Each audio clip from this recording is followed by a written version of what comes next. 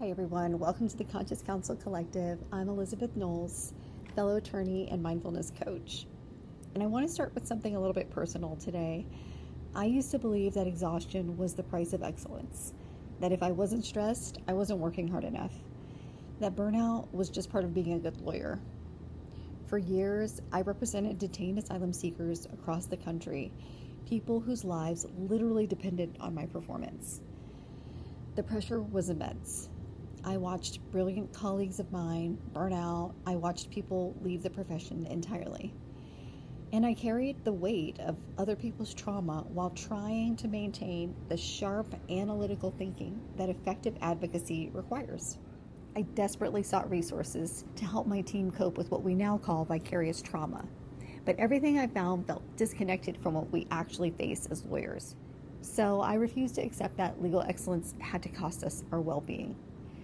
That refusal sent me on a journey, studying with master mindfulness teachers like Tara Brach and Jack Kornfield, attending retreats, reading tons of books, learning from contemplative traditions like Zen Buddhism and Master Thich Nhat Hanh, getting certified in evidence-based techniques for building emotional intelligence and resilience, like emotional freedom technique, tapping, and neuro-linguistic programming, and learning about our subconscious mind.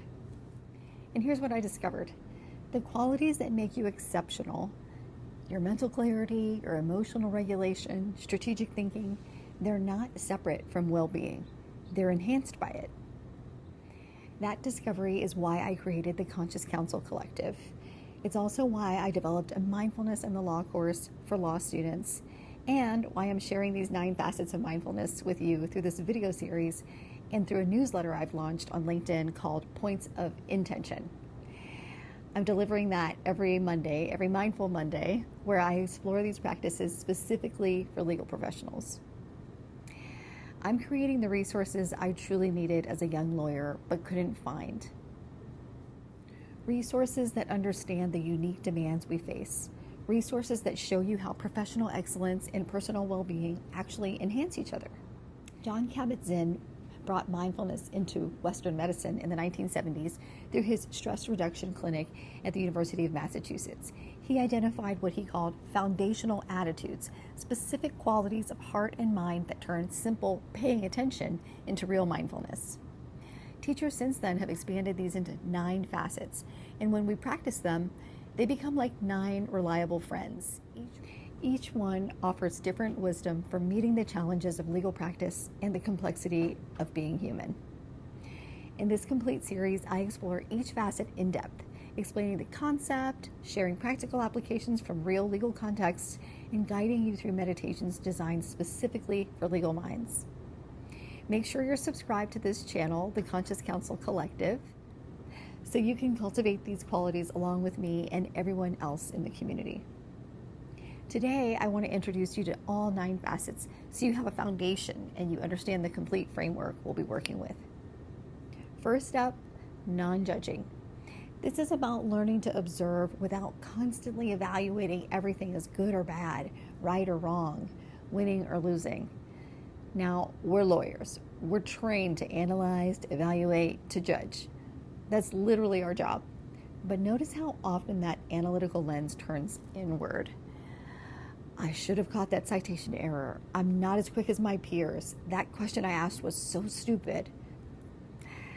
Those are 2 different judgments and 2 different types of observations. Non-judging means creating space between what you observe and the story you tell about it. It's the difference between I felt nervous during that argument and I'm terrible at oral arguments. One is specific and workable. The other is a life sentence. Second, patience. Not passive waiting, not gritting your teeth. Patience is a radical trust in the natural timing of things. You can't force your students to understand a concept faster than they're ready. And you can't make a judge rule before they're ready to rule. You can't rush a client's decision, even when the clock is ticking. Patience is about releasing that grip on urgency while still showing up fully for every deadline, every brief, every hearing. Third, beginner's mind. This means encountering the familiar as if for the very first time. How many depositions have you half listened to because you assumed you knew where the witness was going? How many times have you missed crucial details during client meetings because you thought you'd heard it all before? The best legal minds I know, the ones who find the creative solutions, the ones who spot the novel angles, they cultivate beginner's mind. They stay curious. They wonder rather than assume. Fourth, trust.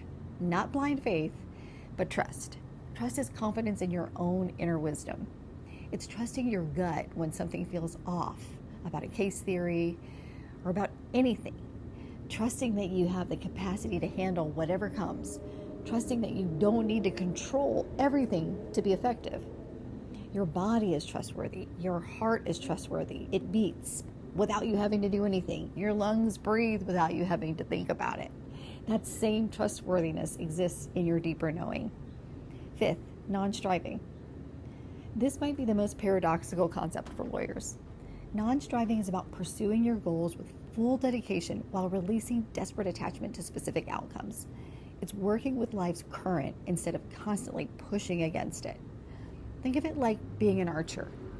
You aim carefully, you draw the bow with skill, you use all your training. But once you release that arrow, you let it go. You don't chase after it, trying to control its flight and where it's going to land. Sixth, acceptance. Acceptance isn't resignation. It's not giving up or becoming passive. Acceptance is the courage to see reality clearly, exactly as it is, so you can respond wisely instead of reactively. It's acknowledging, this is what's happening right now. This is what I'm feeling. This is what's true.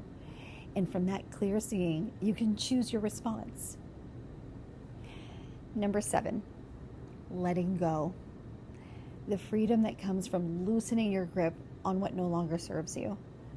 Old grudges against opposing counsel, outdated stories about your capabilities, the desperate need to control outcomes you cannot control. Letting go isn't pushing things away, it's simply releasing the grip, friends. 8, gratitude. This practice literally rewires your brain to notice what's nourishing, what's kind, what's beautiful, even during trial prep, even during exam season. Gratitude doesn't deny difficulty. It just refuses to let difficulty be the only thing you see. 9, generosity. Not just giving money or time, friends. Generosity is living with an open heart. It's offering presence to a difficult client, attention to a struggling colleague, kindness to yourself when you make a mistake. Generosity creates connection, and connection is what sustains us through the hardest parts of this work. Altogether, these 9 facets are like the spokes of a wheel. Any one of them can carry you forward, but together they create a balanced, steady way of moving through both your legal practice and your life. You don't have to master them. Mastery isn't the point. These are practices, not finish lines.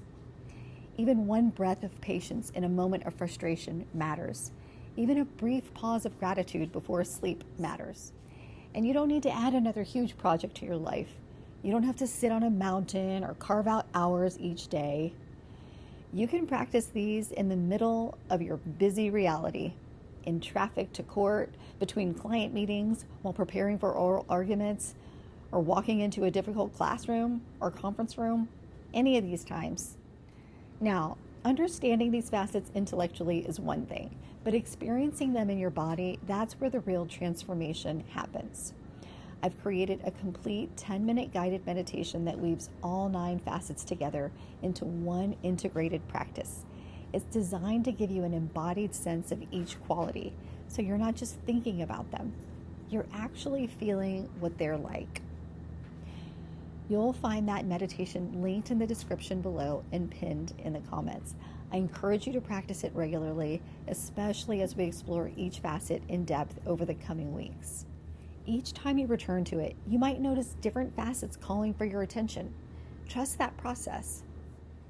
Okay, friends, make sure you're subscribed to this channel so you don't miss any part of the journey. Each video goes deep into one specific facet, sharing personal stories from immigration courts, law school classrooms, boardrooms, detention centers, giving you practical applications you can use immediately and meditations designed specifically for legal minds. And if you want to go even deeper, I've created a newsletter called Points of Intention that I send out every Mindful Monday. Each week explores one of these facets with fresh insights, real stories from legal practice, and invitations to experiment in your own life. You'll find the link to subscribe in the description below, along with a link to join our school community, the Conscious Counsel Collective. This is where legal professionals are cultivating these practices together. In next week's newsletter, we begin with non-judging, learning to observe without the exhausting internal narrative that most legal minds run on loop. Until then, here's your practice. Notice one moment this week where you're judging yourself or a situation. Just notice it. You don't have to fix it, just notice it. Simply observe, there's judgment. That noticing, that's mindfulness starting right there. As Jon Kabat-Zinn said, you can't stop the waves, but you can learn to surf. Let these 9 facets be your surfboard. All right, friends, let's begin.